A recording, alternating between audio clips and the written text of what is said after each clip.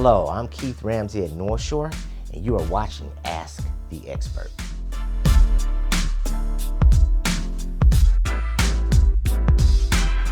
Today, we're talking about female urinary incontinence. It is a very common problem that people don't talk about very often.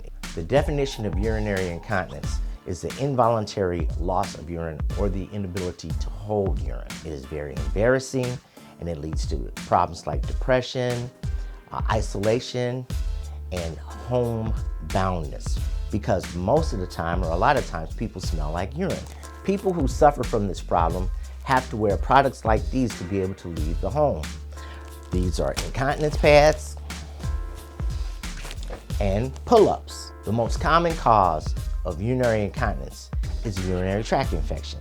That is because your bladder is inflamed and it spasms or it'll fill up to the point that it can't empty, and most people will have this problem one day in their life. There are three types of urinary incontinence.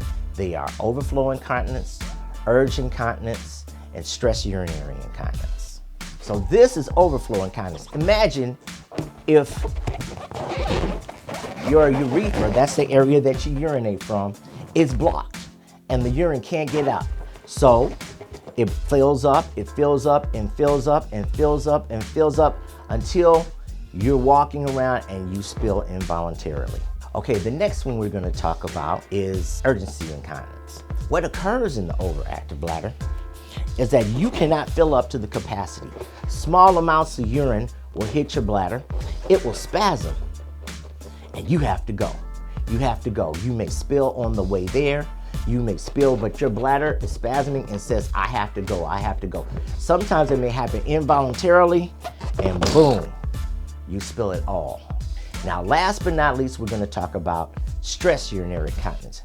In stress urinary incontinence, this is when people cough, sneeze, laugh, or lift something heavy and they spill their urine.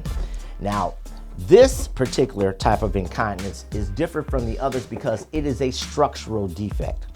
Normally, when the bladder sits in the body, a 90-degree angle like this, and this controls the ability of the bladder to hold urine. Now, in a person who has stress urinary incontinence, it's just like this. So you can see if there were water in here, that would just run out indiscriminately. When they cough and sneeze, the pressure would be such that they would spill.